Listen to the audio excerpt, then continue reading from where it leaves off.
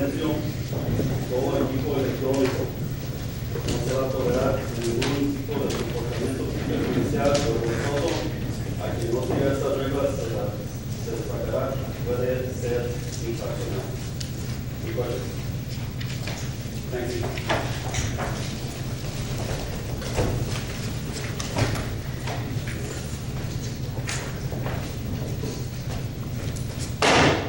6 o'clock, meeting's out of order. Please rise and pledge allegiance to the flag. I pledge allegiance to the flag of the United States of America and to the republic for which it stands, one nation, under God, indivisible, with liberty and justice for all.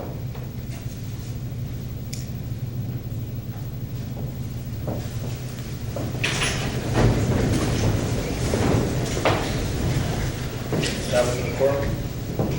Mary Garcia. Here. Rene Rodriguez. Here. Maria Reyes. Here. Joseph Bowman. Here. And Gloria Rodriguez. Here. Mayor, we have a quorum. Moving on to public comments. Mayor, we have several people signed up, starting with Carlos Sepulveda.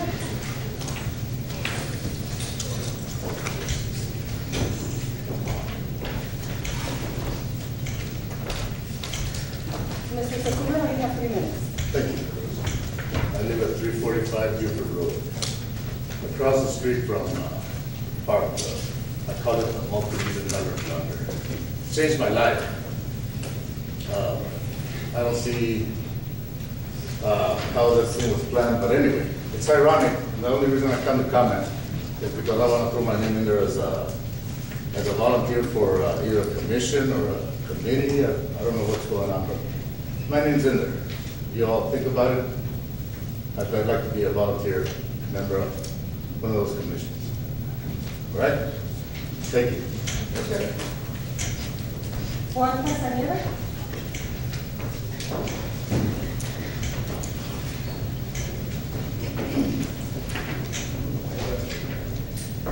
Mr. Castaneda, you have 3 minutes. Buenas tardes a todos, haciendo de posible y a todo el personal. Yo vengo aquí nomás a ayudar, porque yo siempre he ayudado a esa comunidad. Yo soy uno de los, se puede decir, tal vez soy uno de los fundadores de Radio Millón. Yo no había nadie, tengo aquí ya viviendo 43 años. Todos estos son de él. Y yo he estado siempre desde el principio, desde el Ciudad de Socorro, desde ahí. Yo siempre era capitán de los bomberos voluntario. A veces a la luz me iba yo solo, porque no había nadie que me diga quién va a defender, yo no hacer. Pues a procurar todo el bienestar por nuestra comunidad. Yo ya voy a mis hijos, todos están guerras, y tengo muy buenos hijos de salud, son federales, aquí para los que tengo. Y yo siempre he estado aquí al principio de la comunidad, porque la iglesia de San Pedro de San Pablo antes daban el servicio de unas barracas. Yo tenía muchos amigos, mucha gente me conoce. Y yo siempre he estado ayudando, porque yo digo que en unos 10, 15 años más o menos, Socorro va a ser la ciudad del futuro. En todo el estado de Texas va a ser la ciudad que se ha desarrollado más en todo el estado de Texas.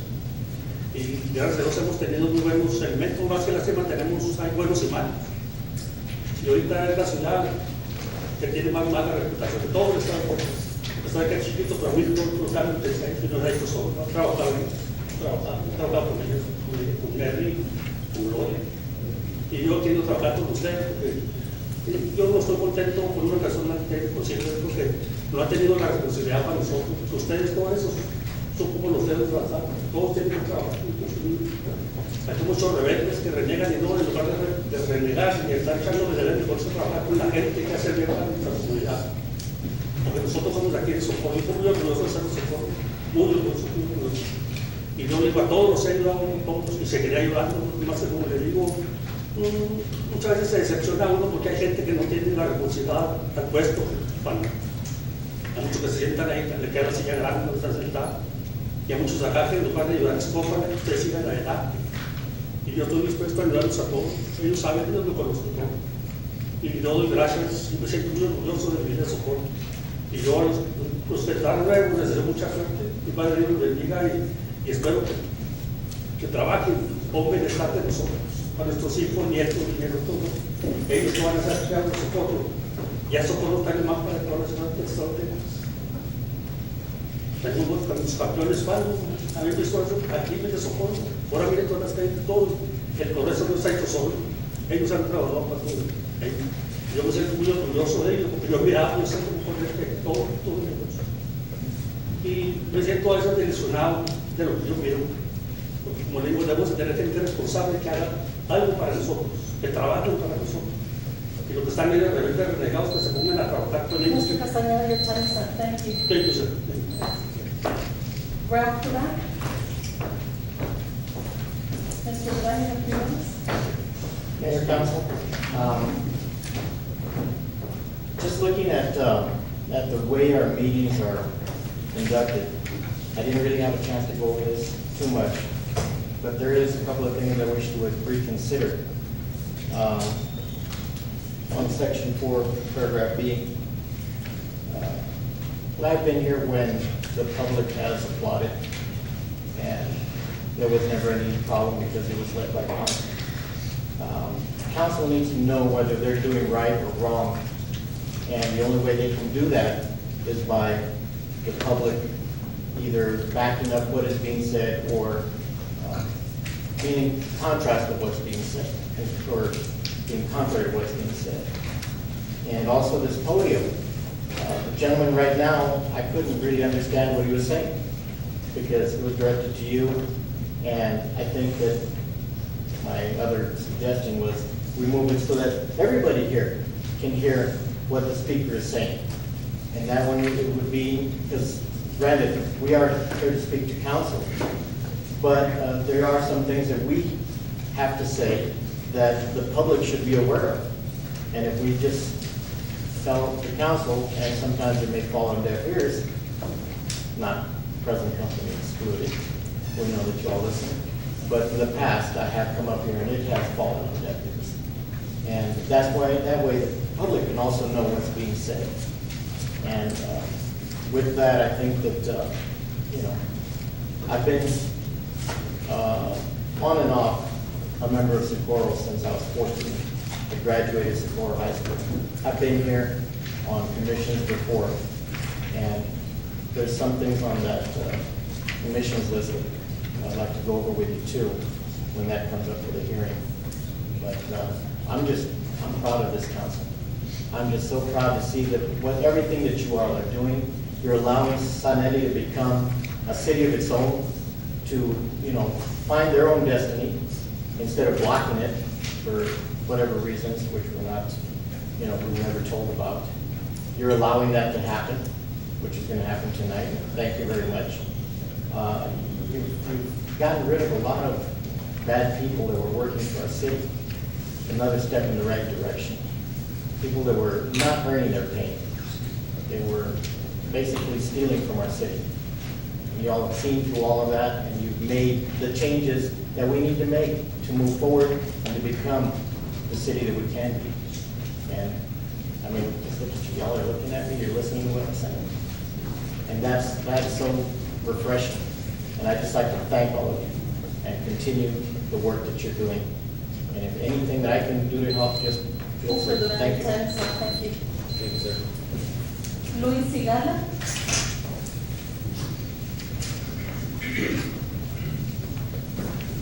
Mr. Sigala, you have 3 minutes. Tiene 3 minutos, señor, para hablar. Buenas tardes a todos.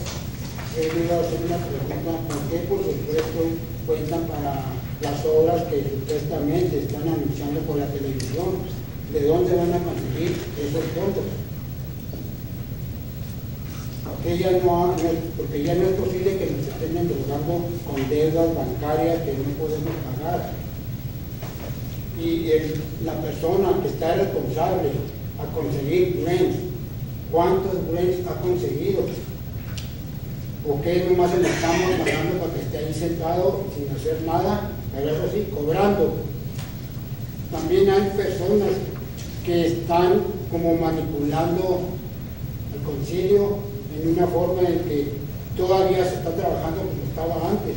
Ya tenemos que ver cambios en el concilio.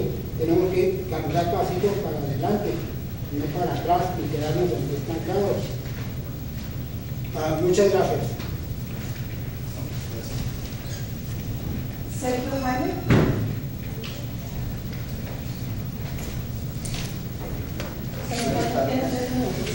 Buenas tardes, mi nombre es Sergio Jaime, y no quiero hablar a lo del concilio, ¿verdad? Es que si están trabajando, se los agradecemos, pero sabemos que no es muy pronto lo que tienen que hacer, pero sí hay que hacerlo bien y estamos esperando que termine ya con tanta gente que desgraciadamente nos dañó mucho en la administración pasada y todavía tenemos mucha gente aquí en la dependencia, en diferentes posiciones, que todavía es gente de la administración pasada. Entonces hay mucha filtración, hay mucha comunicación con la persona indicada que estaba antes, ¿verdad? Entonces esa persona pues todavía lo sigue moviendo, pero no importa, ¿verdad? Para eso está el nuevo concilio. Pero sí les quería decir que ya basta de que también esos exagerados sueldos que tienen personas, porque eran amistades de la persona pasada y así estaban todos ganando muy buen dinero, ¿verdad?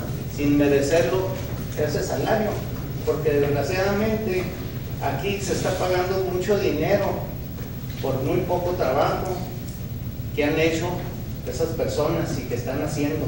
Se les está pagando mucho dinero, no importa que tengan sus grants, que tengan todo su maestría, perdón, que tengan su maestría. Eso no importa, hay gente que puede trabajar por menos dinero con maestría. No necesitan tener esa gente ya con tantos salarios altos, porque lo único que están haciendo es perjudicar a la ciudad. Si no hay dinero, pues no importa, es en por quebrados y ya estuvo, declárense en quiebra. No tenemos por qué estar pagando los platos rotos de todo lo que han hecho la administración pasada y siguen haciendo. Esas personas han hecho mucho, nos dañaron mucho en la área número 1. Ellos sí se repartieron todo lo que quisieron, hicieron todo lo que quisieron. ¿Por qué? Porque estaban en el poder.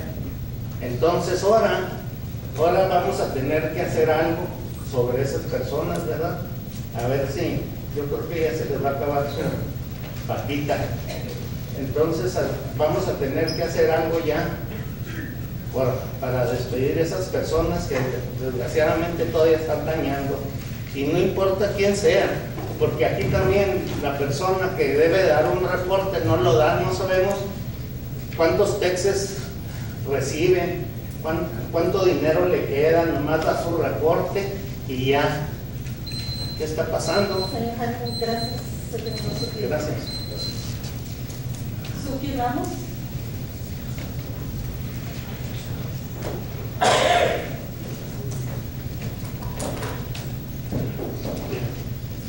Ms. Ramos, you have 3 minutes. Thank you. Good evening, Mayor and council members and staff. First of all, I thank you for holding these meetings. You know, it's very important, and I see that there's a lot of information for us in order to understand what is taking place on the agendas that you're setting forth. One thing that I am very impressed with, and I thank you, is the presentations that you're putting forth.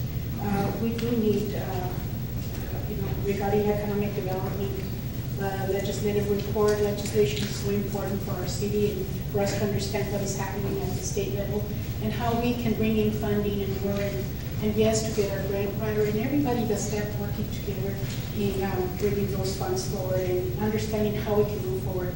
But one critical important point is that we do need the master plan. And every time you see me here, you're going to have me asking, please, I ask you to implement, to start putting that master plan out, correct it, amend it, or whatever needs to be done. But we must have that master plan in order to guide our city to move forward. I will ask you, I don't like going to the past, only to correct what you want to bring in the future. But I'm going to ask you to work together as best as you can with your staff, with yourselves, with council, at least while whoever is here and tomorrow and in the future. Because our city, everybody has their eyes on our city of Socorro. And whatever steps we take today will have a great impact on how they view our city. So I ask you, please work as best as you can, do the best job you can to represent your districts, and I ask you to please keep representing your people. Meet with your districts, make sure that you're in the right track, that you're listening to their voices, and I thank you for holding that meeting at the Rio Vista. I was very happy and glad to see the different governmental entities together working in unity and giving us a report regarding to where we're at this point. So I thank you, and I hope we can move forward in a positive manner. I thank you, and God bless you. Mayor, those were all our speakers. Moving on to item number 5. Proclamation declaring the week of August 4th through the 10th, 2013, Socorro High School Naval Junior Reserve Officers Training Corps Week. You have the proclamation here.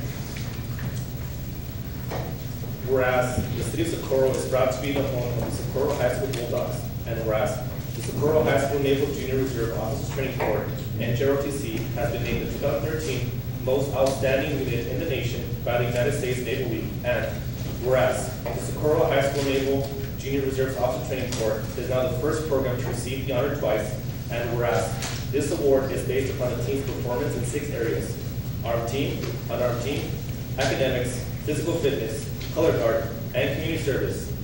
And whereas this award comes 18 years after the 1995 Socorro High School NJROTC claimed the award, and whereas more than 600 NJROTC units participated in 11 regional competitions throughout the country, it is therefore resolved that the City Council of the City of Socorro recognizes and congratulates the Socorro High School Naval Junior Reserve Officer Training Corps for being named the 2013 most outstanding unit in the nation by the United States Naval League, and further resolved that the week of August 4th through the 10th, 2013 is hereby proclaimed to be Socorro High School Naval Junior Reserve Officer Training Corps Week.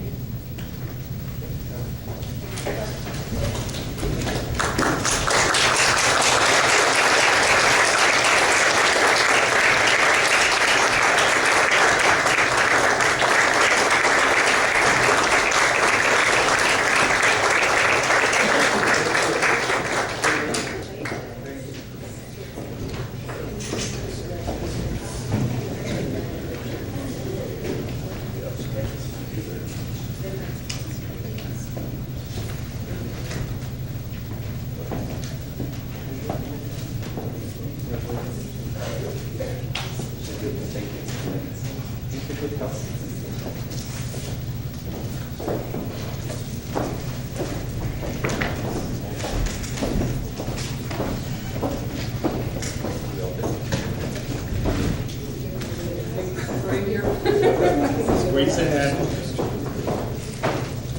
You need to squeeze in, Mr.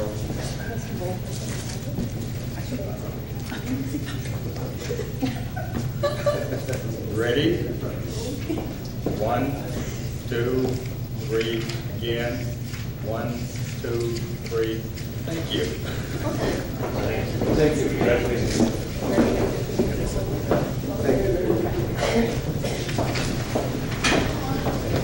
Thank you, folks.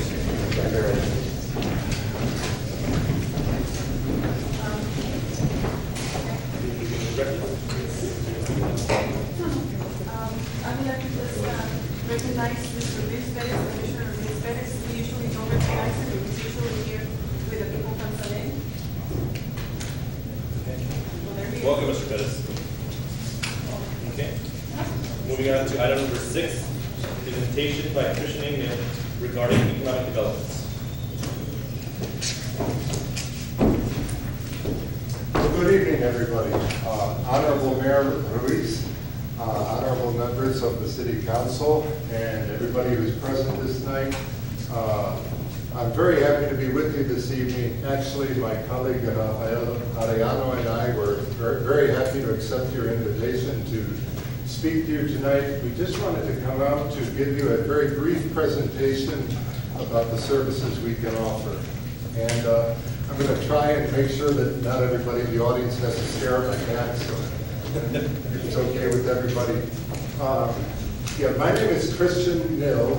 My colleague Rafael Arellano is my close colleague, and together we form an economic development team serving rural areas and small towns in El Paso County. Basically, our service area is everything outside of the city of El Paso. So, and we're still trying to hammer out the scope of that activity, but it's a process. We're very new to these positions. I've been here 3 months. My colleague Rafael has been on the job for about a month now, and we're in the process of producing a work plan to guide our activities through the next year.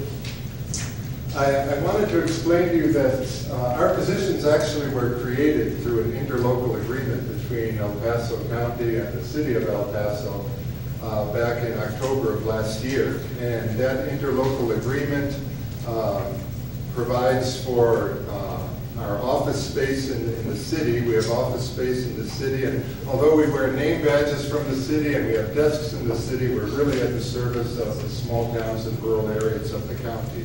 I want to make that really clear. We hope to get out to all of these communities in the very near term, and that's why we're here tonight with you. And I just wanted to give you a brief overview of the types of services we can provide. As I said, we're developing a work plan right now, which will be designed to scope out those activities in greater detail. But we hope to help out communities like Socorro with things like, well, general economic development activities, providing advice and guidance on how to get greater tourism in the area, how to create jobs, how to provide business incentives to get more businesses started and existing businesses up on their feet in the community, especially small businesses. And we also hope to be helping out communities like Socorro with things like strategic planning for community development. My own personal interest, I'm very interested in the topic of business incubators, and I hope that we can get a business incubator started somewhere within the county, possibly in Socorro. We'll be talking about, we'll be talking about that more in the coming weeks. And we also are we're presently working on a package of business incentives to stimulate jobs creation and diversified retail opportunities, specifically within the historic districts of the city of Socorro and San Elizario, right nearby. This is a high priority of Commissioner Perez, and it's something that we've been working on really full time for much of the last 2 months. And we've put together a package of incentives. This is pursuant to another interlocal agreement that is celebrated between the city and county of El Paso, which makes possible a certain amount of funds, less than $100,000. It's not a big pot of funds, but it can be utilized to make small grants to local businesses for facade improvement, in some cases for interior structural improvements when it's related to a public purpose, such as a business incubator, for instance. And also other incentives such as tax rebates and so forth on a relatively small scale. Again, focusing on small businesses, which we hope to encourage to start up or to develop further within the historic districts. Of course, any money that's given out always has strings attached, and in this case, we're hoping to not only stimulate economic development, but at the same time improve and enhance the historical character of these historic districts through facade improvements, and hopefully we can devote some money to local amenities, possibly sidewalks and so forth, where they don't exist. That's particularly the case in San Eli. Anyway, it's a menu of different incentive options that any given applicant can choose from, and they don't have to take the whole ball of wax. They can choose which incentives they wish to apply for. I'm not going to go into too much detail about that, although I'll take questions, of course. But I won't go into too much detail beyond what I've said, simply because the plan we've worked out is still subject to final approval by the Commissioner's Court. they've passed the interlocal agreement authorizing this plan, but the exact implementation guidelines still need to meet with their approval. So, but the money is going to be out there on the street in the very near term. We're hoping within the next couple of months or sooner. And we'll be reviewing applications, and hopefully we'll be getting a lot of applications about that. So that's one of the items that I wanted to mention.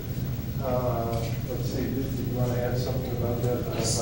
Sure, Chris. I just want to emphasize that, first of all, as my colleague Christian mentioned, we're city employees, but we're here as agents of the county. So just so you all realize we're also here in case you have a lot of things that you want. Things about economic development, we don't want to come and impose any kind of plan.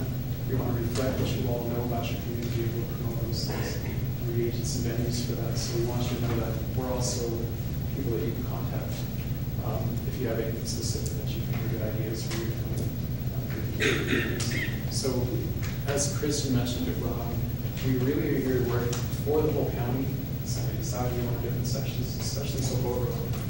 And we want you all, it'd be nice to get your contact information. You can contact us yourselves and, send us some information. So just want to be we're here for you. We are very eager to work with the people of Socorro and the leadership of Socorro to get some good economic development projects going here. And we've already met with Mayor Ruiz and with City Manager Norfleet and with Director of Planning, Mr. Leone. And we had a very good meeting. I hope that we can pursue some of those ideas that we talked about there. Just in general, we're really eager to work with you, come out and meet with you. I come from an experience where I've always worked very closely with local rural communities. I come from the far-off land of upstate New York, okay?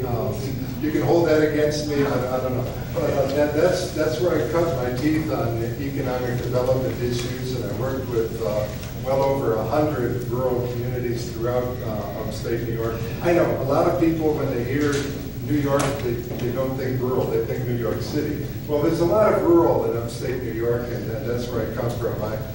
The last 18 years, I was living in a community population 1,600, okay? So, and of course, my colleague, Rafael, is a native El Pasoan, so he knows the area a lot better than I. I'm still on a learning curve, but I think I bring a good deal of experience to bear on this challenge, and I'm looking forward to working with you folks. I'd be happy to take any questions if there are any. I wanted to keep this short, so. I'd love to have your contact information. Yes, certainly. I do have cards for, at least for everybody on the council. Maybe not for everybody in the audience, but. And for the people that want to contact you or your office, how can they get a hold of you? Okay, I can certainly tell you the office location.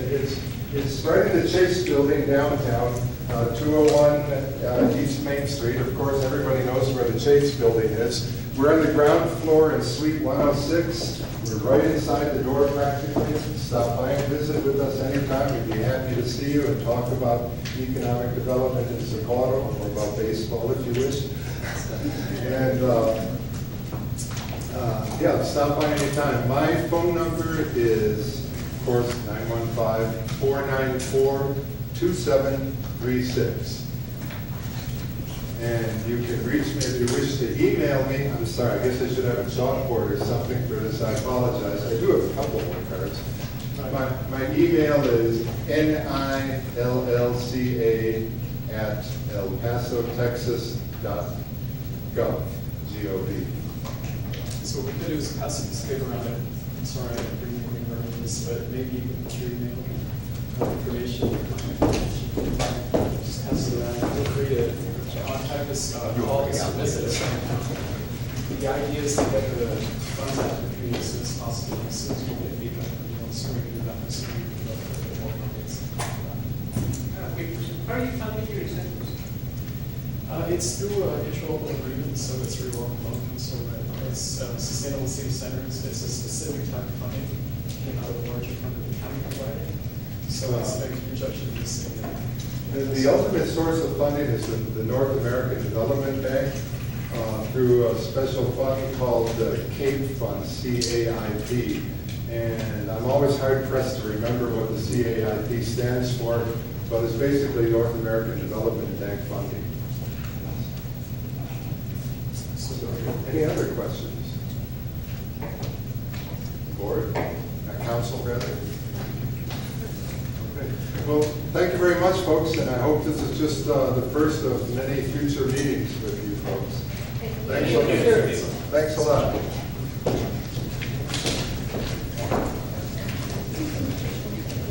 Moving on to item number 7, presentation by Jim Campbell regarding legislative report. Council.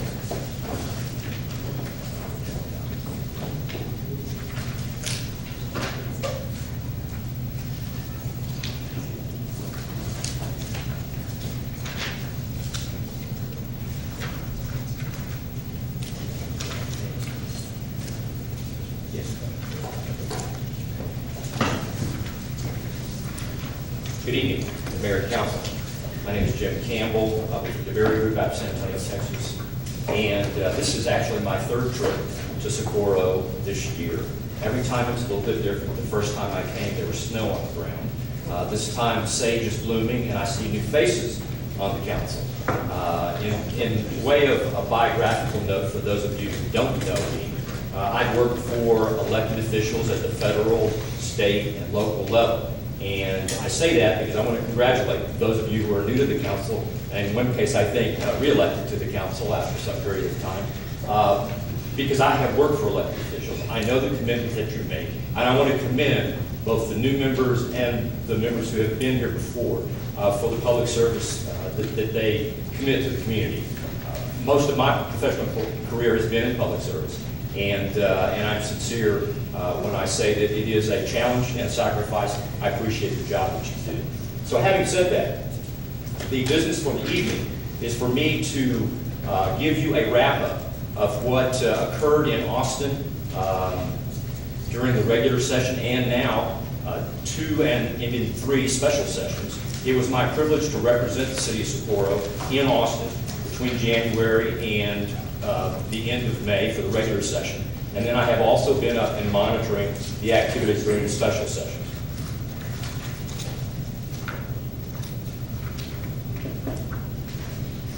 We started January 8th. I was on the ground there introducing myself on behalf of the city of Socorro for the 140 days of the regular session. And then when that concluded May 27th, we immediately went into a special session for 30 days, and then a second special session for an additional 30 days. And the moment that that one concluded, the day before yesterday, I think it was, the governor called a 3rd special session. So this is the 83rd legislature that will not end. And we'll talk a little bit more about what those issues were that took us back into special session. This legislative session, as far as the numbers go, did not look that much different than, say, the 82nd legislative session. Every legislative session has a different character, and you really don't understand what that is until you're in it and in the middle of it. This one started out very, very slowly. 40% of the members of the legislature, of the members of the House of Representatives, were either freshmen or sophomores in the legislature. So there was a big inexperience amongst the members, and I think that may have resulted in a slower start. But as you see by the numbers of House bills and Senate bills that were introduced and ultimately passed, the activity level was as active in this session as it has been in previous sessions. So what kind of things were they looking at? And before we get into municipal issues and activities related to Socorro, what was that larger context? Well, that larger context always includes the state budget. That's the only bill that the legislature is mandated by the Constitution to pass every 2 years. And they did pass a state budget this year. They found themselves in a better financial circumstance than they have in the previous 2 or 3 sessions, an indication that our economy is rebounding in Texas. So they had the latitude to spend more money than they have in the recent past. One good example of that was public education, where 2 years ago they cut approximately $5 billion from public education in the state of Texas. They replenished that to the tune of about $4 billion. So a net deficit of about $1 billion. but they did make great strides in replenishing those funds that they had cut. Probably the greatest debate at the legislature this time was related to the state water plan. As you know, we have a state water plan that's been worked out over a number of years, but it has never had any financing behind it. So the agreement the legislature has come up with, and they didn't get it done in the regular session. It's actually one of the items that was worked out in the first special session, was to create a $2 billion loan fund to be administered by the Texas Water Development Board to fund water projects around the state. And that will actually not go into place unless the voters of Texas approve it. It will be a constitutional amendment. It will be on the ballot in November of this year. And the voters have to approve it for it to actually move forward. That $2 billion for the water fund actually came out of something called rainy day fund. Those are tax revenues that come from oil and gas reserves in the state. As you can imagine, those have been very robust with what's going on with the Eagle Ford Shale and the Permian Basin and other places in the state. There was an excess amount of funding, so that's where they turned to fund that. Redistricting is probably the most political and partisan thing that the legislature does. Fortunately, the redistricting that passed this year did not take up a lot of time and create a lot of animosity as it has in the past. Essentially what they did was they ratified what courts had already done to create maps, both for state representatives, state senator, and U.S. congressional districts. And now there will be lawsuits that ensue. It's going to be ultimately fought out in the courts. Casino gambling has been a big issue for, this is probably the fourth session that I remember where it's been at the top of the agenda. There was a new twist this year, a lot of resources put behind it. The goal was to put it to a vote of the people of Texas, but they couldn't even get that far. So really, casino gambling fell on its face. I think there'll be a renewed effort in 2 years, but that's left to be seen. And then finally, I would say that every session, you have a certain number of state agencies that are up for sunset, which means after a certain period of time, the legislature has to renew a state agency and decide whether or not they want to abolish it or continue it. In almost all cases, they continue the agencies. But it's a very thorough review, and this time there were some very big agencies that were reviewed. The Public Utility Commission that has jurisdiction over telecommunications and electric companies, the Railroad Commission, which has responsibility for all the drilling that's going on in Texas, I think the Texas Department of Insurance as well. So that was a big deal, and all of that went forward quite expeditiously.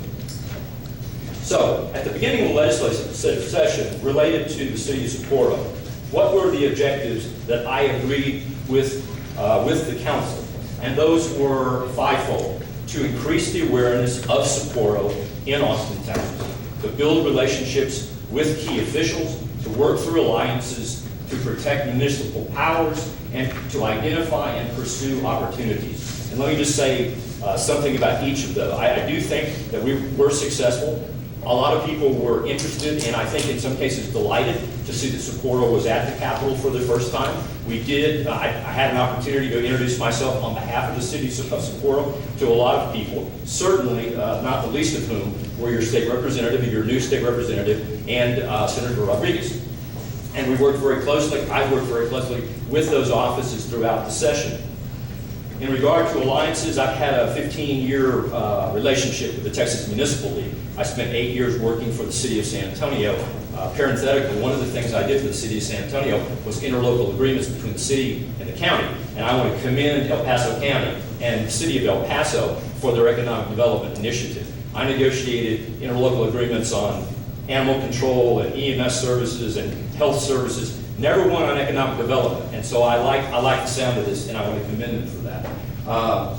But I have a strong background with the Texas Municipal League. They were one that were delighted that the city of Socorro made the choice and decided to have representation in Austin. And I worked very closely with the TML staff on those generic city issues, protecting municipal authority across the board. And we'll talk a little bit more about what those things are. And then the last item is something that we really didn't get to, and that's about being proactive. What is it that this community needs in Austin? that we would go to our state representative or our state senator to cause to introduce something positive and proactive. We were busy working on issues that would have affected negatively the situation in Socorro or the authority in Socorro, and we never really got to define those purposes. But as we often say in Austin, there's always another legislative session to tackle that issue you didn't get to this time. And I think we can have a conversation about what those things might be. So let me move on to what those major municipal issues are. These are things that all the cities in Texas share and care about. And we talked about these at the beginning in January with the previous council.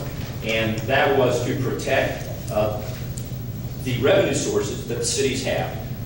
For several sessions now, there have been bills that would have put caps, severe caps, on the amount that a property can be increased through an appraisal process. That goes to the bottom line of a city's revenue.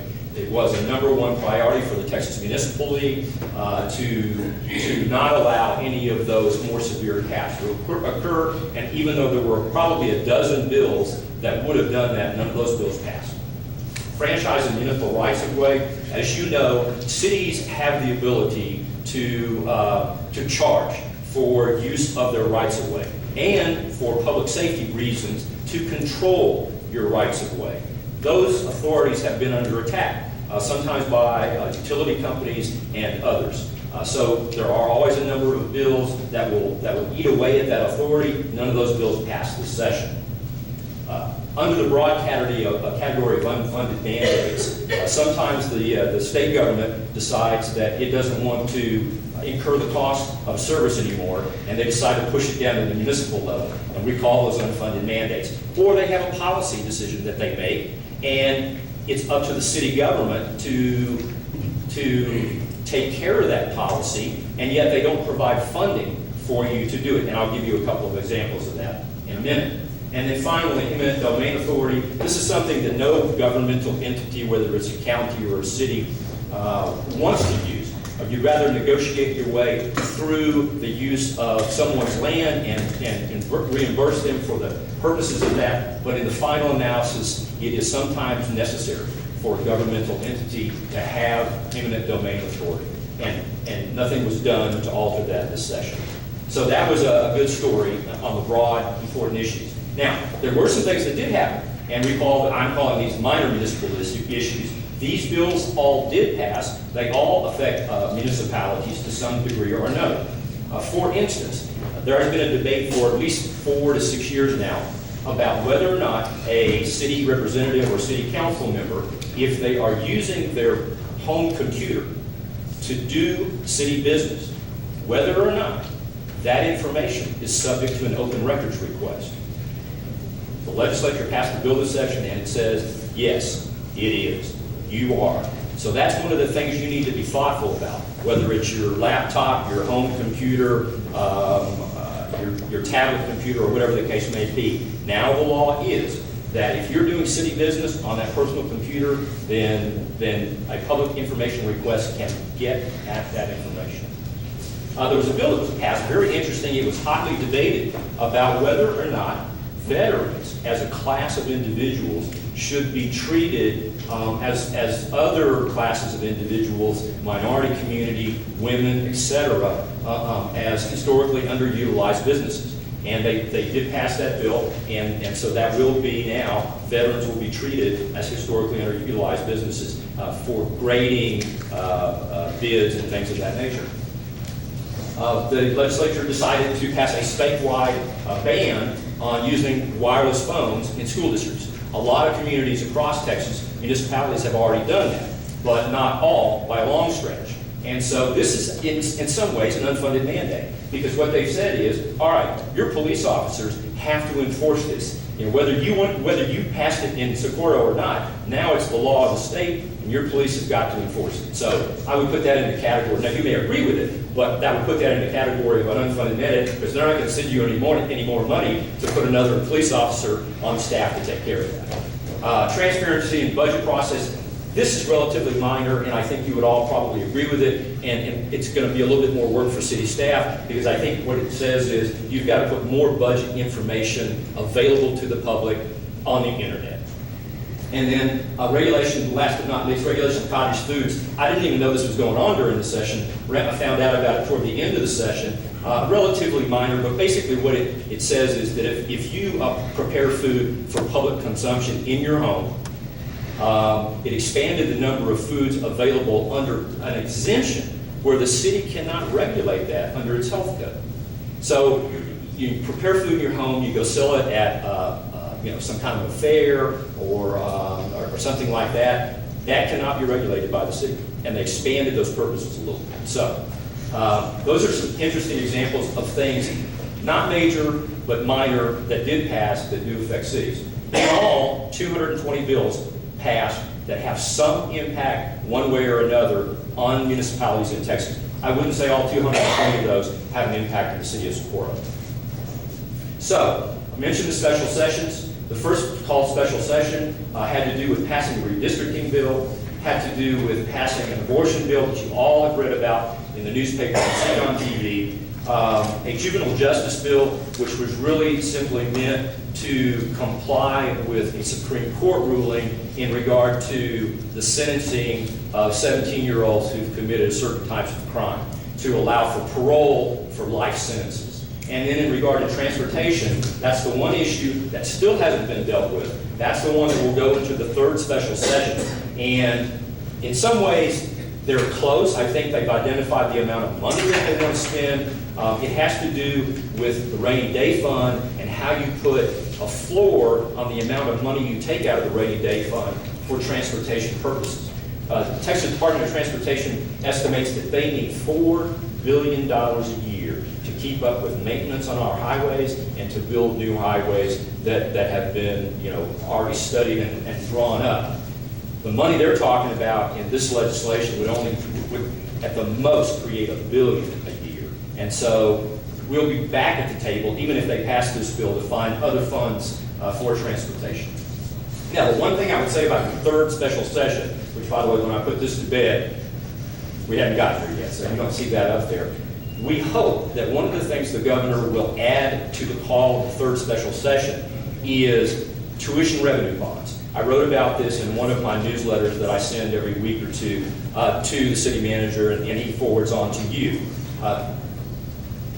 For instance, the University of Texas at El Paso could gain $110 million for a building project on its campus if they will pass its tuition revenue bond. It was something that was agreed to at the end of the legislative session. It just was one of those things that they didn't get to. And so if he'll just put it on the special session on the third call, benefit to El Paso County and to higher education institutions across the state. So, in summary, as we end sort of this 83rd legislative session, I would recommend to the city of Socorro a number of things.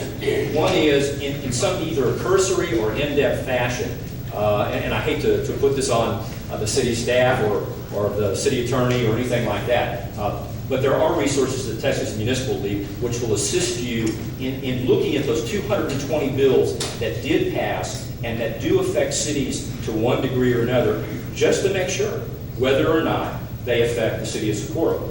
September 1 is typically the date that when a bill passes and the governor approves it, it goes into effect. The new law is going to affect September 1, so that's just right around the corner. Again, I don't see anything out there largely negative, but for instance, this issue of putting more budget information, we're going to make sure that the city's in compliance with those new regulations. Number 2, continue the good work, I think it was done this session, in building relationships. Even though we were at cross purposes sometimes, I think that the relationships that we built with Representative Gonzalez's office and certainly with the Senator's office were very positive. We were able to work through being at crossways on a couple of bills, but we were able to do it respectfully and professionally. And as a matter of fact, I think we built that relationship by working on those bills, and that was an opportunity to do that. And I think we need to continue to do that. Involvement with the Texas Municipal League, again, I know those folks well. I've worked with them over the years on behalf of the city of San Antonio and others, and they have a policy process that I would like to see one or more of you get involved in. They actually, during the interim, between the 83rd legislative session and the 84th legislative session will have committees that work on public policy issues related to cities. And I think it's a very good way for you to plug in to that larger municipal picture and to be in the know about some of the opportunities that may be available for cities. As you may have noticed in my newsletters I've sent recently, I begin to talk a little bit about what's going on in Washington, D.C. And I think that in addition to looking at Austin, you can also monitor things that are going on in Washington, D.C., because it can also have an important impact on you. Right now, the most hotly debated issue in Washington is, of course, immigration reform. And obviously, you sit right on the international border, and you need to care about those issues. And then the one thing that we really didn't have time to do this time, but that we now can take a running start to, is to look at things for 2015 where we might want to be proactive on behalf of the city of Socorro. And that could be any number of things. We talk about economic development. Sometimes there are opportunities to pursue economic development initiatives through legislation. Your relationship with the water district or with the county or any number of other governmental entities sometimes can be affected. An emergency service district. I think there are issues here related to that. I know that I discussed that with Representative Gonzalez's office before the end of the session. So anyway, those are the things that I would recommend. As I said up front, it was my privilege to be associated with the city of Socorro for these last 7 months. And at this point, I would be happy to answer any questions that you have. Thank you. And I see that there's another item related to the DeBerry Group, and perhaps we'll have another opportunity to discuss this a little bit further. Thank you very much. Okay. Moving on to item number 8, presentation by Axiom Texas regarding small businesses.